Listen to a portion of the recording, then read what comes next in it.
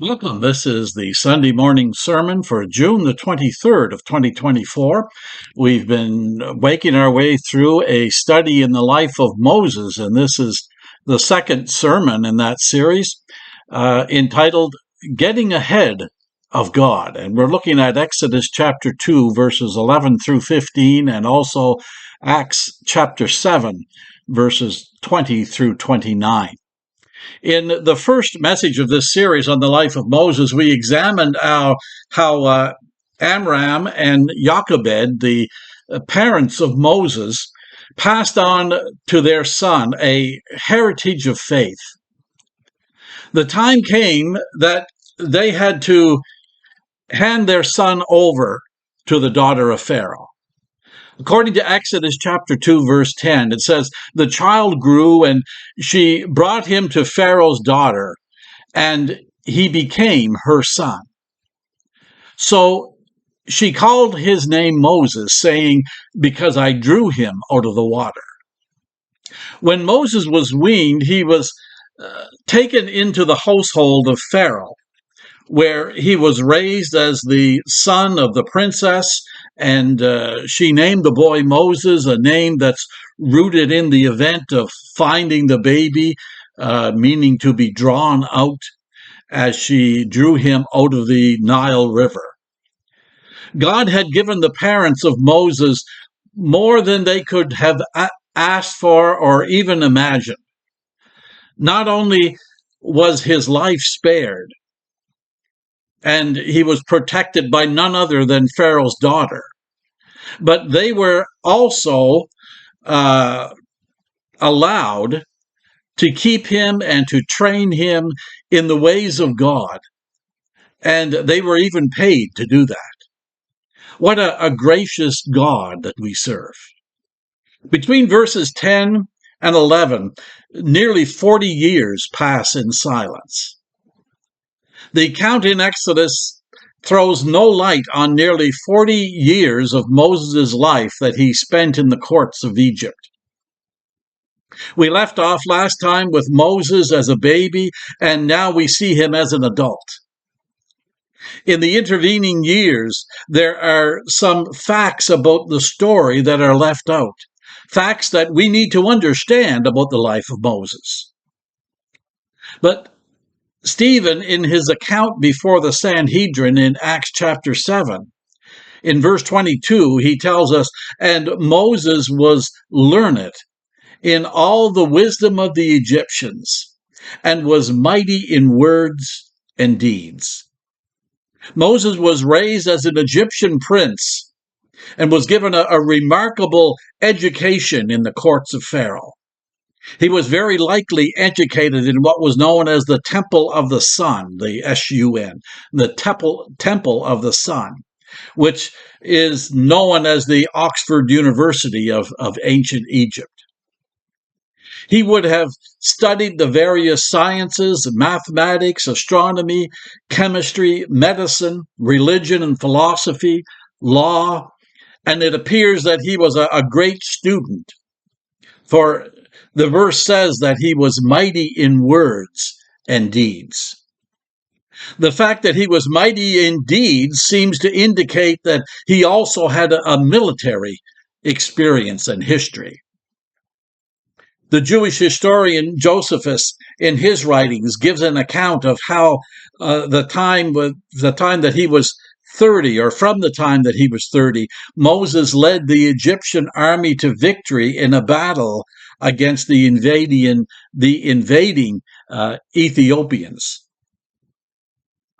Preceding the events of verse 11 and those that follow is a discussion that Moses made in his heart, described in the 11th chapter of the book of Hebrews, verses 24 through 26. It says there, "By faith, Moses, when he became of age, refused to be called the son of Pharaoh's daughter, choosing rather to suffer affliction with the people of God than to enjoy passing pleasures of sin, esteeming the reproach of Christ greater riches than the treasures of Egypt, for he looked to the reward. That seems to tell us that during that time, Moses had made critical decisions to identify with the Hebrew people. At some point, Moses had to come to believe that he was Israel's deliverer. That was his calling. Once he understood this divine calling upon his life, he made his decision to give himself sacrificially to the Hebrew people. And he was ready to do that, ready to take action. As we've already seen in Hebrews chapter 11, verses 24 and 25, by faith, Moses, when he became of age, refused to be called Pharaoh's daughter, choosing rather to suffer affliction with the people of God than to enjoy the passing pleasures of sin.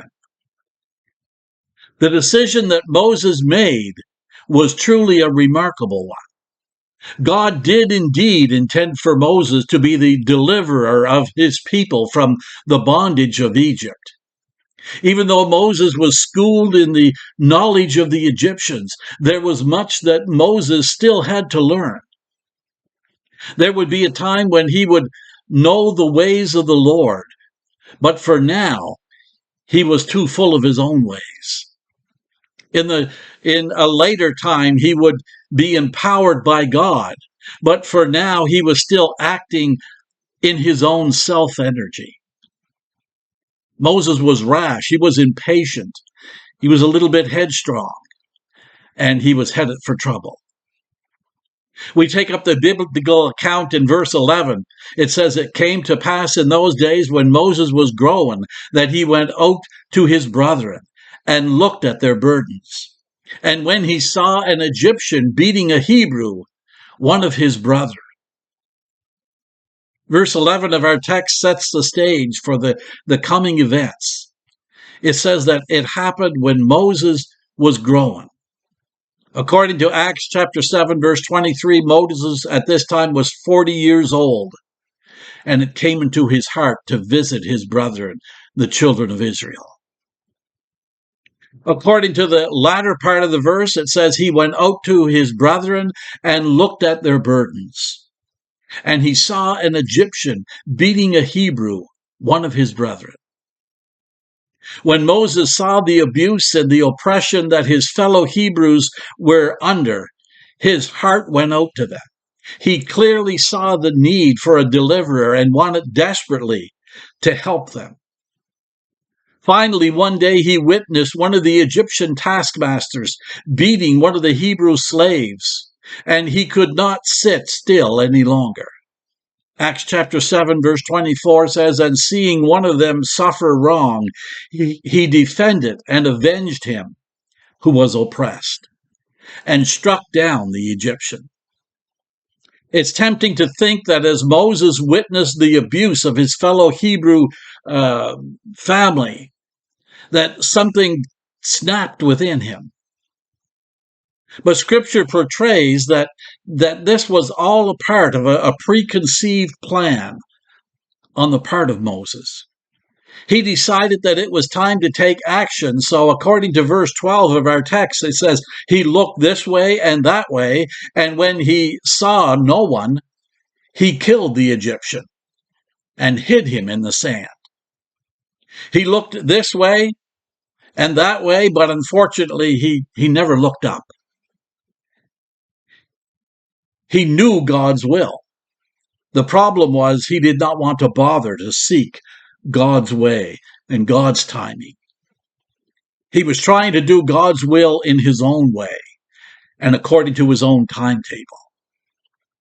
That's the problem when we understand what God's will is for our lives, but things are not happening as fast as we would like them to, as fast as it would suit us.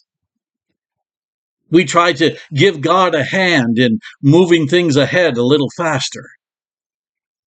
Did the cruel taskmaster deserve to be punished? Well, yeah, I guess so. I guess he did. Was it wrong to beat the Hebrew as Moses did? Of course it was. But when Moses stepped in and began his own Operation Deliverance, he was energized by the flesh. He was not energized by the Spirit of God. And invariably, when you act in the flesh, you will have something to cover up. But it's just a matter of time until the truth catches up with you. And you will have something you will need to cover up. The sand always yields its secrets, and the corpse was not hidden as Moses supposed it was. Charles Swindoll puts it this way: neglecting to ask God's counsel, neglecting to seek God's timing, you step in to handle things on your own. And by, you've got a mess on your hands. You're stuck with a corpse and a shovel in your hands and a shallow grave at your feet. Moses' motivation was right, but his timing and his methods were all wrong. The significant thing here is that Moses' plans are not the same plans made by God for the deliverance of the Hebrews. Moses did not see himself as a murderer, but as one striking the first blow for the freedom of God's people. Desiring to carry out God's plan for the deliverance of the Hebrews and being eager to do so and to do great things for God, forced a situation that led to a personal disaster for Moses. There's a principle that we need to recognize, and that is that God will not bless what he has not designed. Exodus chapter 2, verse 30 says, "And when he went out the second day, behold, 2 Hebrew men were fighting. And he said to the one who did the wrong, 'Why are you striking your companion?' Then he said, 'Who made you a prince, a judge over us? Do you indeed, or do you intend to kill me as you killed the Egyptian?'" What a terrible put down. Moses knew he was to be the deliverer, that he was supposed that everyone else would recognize that he was the deliverer as well. But Acts chapter 7, verse 25 gives a commentary there that says, "For he supposed that his brethren would have understood that God would deliver them by his hand. But they did not understand." So instead, when he tries to stop a fight between the 2 Hebrews, he can't believe the response. They say, "Hey, Mr. High and Mighty, who died and left you in charge? You're not our leader. What are you going to do, kill us like you did the other fellow?" Moses was both astonished because his secret was out and afraid because if they knew, then Pharaoh either already knew or would know very shortly what had happened. The remainder of verse 14 says, "So Moses feared and said, 'Surely this thing is known.'" It appears that Moses was right on the very next verse, verse 15. It says, then Pharaoh heard of this matter, and he sought to kill Moses. But Moses fled from the face of Pharaoh and dwelt in the land of Midian, and he sat down by a well. One would assume that Pharaoh already knew that Moses' decision in rejecting the Egyptian upbringing that he was given. To Pharaoh, this must have seemed like the worst kind of ungratefulness. And now he hears that Moses has actually killed an Egyptian official. There's only one remedy for a disloyal and out of control prince, and that is to kill him. Now, the only recourse open to Moses is to run. is to flee to some place where the power of Pharaoh could not reach him. He fled to the desert in the land of Midian. He must have thought as he made his journey there that, well, his life is over, it's finished. God would not be able to ever use him again. He was wrong, of course. But it would take him many years to realize that he was wrong. We'll leave the lessons learned in the school of the desert until next time, but now suffice to say, it is when we have come to the end of our self-led life that God can now begin to work again in our lives. It's when we've come to the end of ourselves, having pushed hard enough and manipulated long enough, that God now finally gets our attention. And it is when you discover that God is saying, stop striving and know that I am God. F.B. Myers gives a wonderful assessment of the whole situation. He writes, such experiences come to us all. We rush forward thinking we can do this on our own. We strike a few blows in vain. We're staggered with disappointment and we reel back. We're afraid at the first breath of human disapproval. We flee from the scene of our disobedience and hide ourselves in chagrin. Then we hide in the secret from God's presence and from the pride of man. And there our vision clears and our self-life dies down. Our spirit drinks of the river of God, which is full of water. Our faith begins to grasp his arm and to be the channel of our manifestation of his power. And thus, at last, we emerge to be his servant and lead an exodus. After Moses returned from this enforced exile in the desert of Midian, years later, he's a different man now. One fit for years of selfless and obedient service. Perhaps the only good thing about failure, someone said, is that God uses our failures to teach us important things. First, we learn through failure that no matter how talented we are, no matter how educated we might be, without God we can do nothing. Jesus tells us in John chapter 15, verse 5, I am the vine and you are the branches. He who abides in me and I in him bears much fruit. For without me you can do nothing.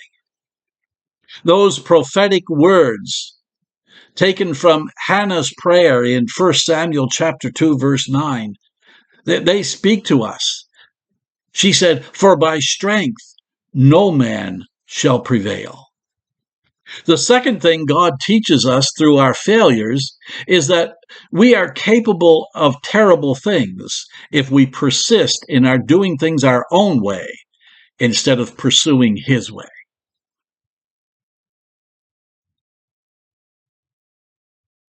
Hiding our wrongs doesn't erase the wrong. It only postpones its discovery. According to Exodus chapter 2, verse 12, Moses hid the body of the slain Egyptian in the sand. But by the next day, the deed is known to everyone. Everybody knows about it. When we have done wrong, some very human instincts kick in. We deny it. We excuse it. We rationalize it. We reinterpret our shortcomings. But the best and the only real way to handle all those situations in life is to fess up to it. To call failure, failure. To call sin, sin. To admit that we're wrong so that we can be cleansed and restored and go on with our lives. The final lesson that God can teach us through the failure of our own plans is that he is capable of working for us and in us in spite of us. Moses, the man who botched things so badly on his own, was eventually used mightily of God. His name is mentioned some 700 times in the Bible, Moses. He was used by God in a greater way than any other Old Testament character. When he, through failure, learned to follow God's plans rather than his own plan. If Moses can rise from his failures to be used by God, so can we. Let's not get ahead of God. Let's follow God's plan, God's will for our lives. God bless. Have a wonderful day. And until we meet again, let's continue to exchange prayers daily.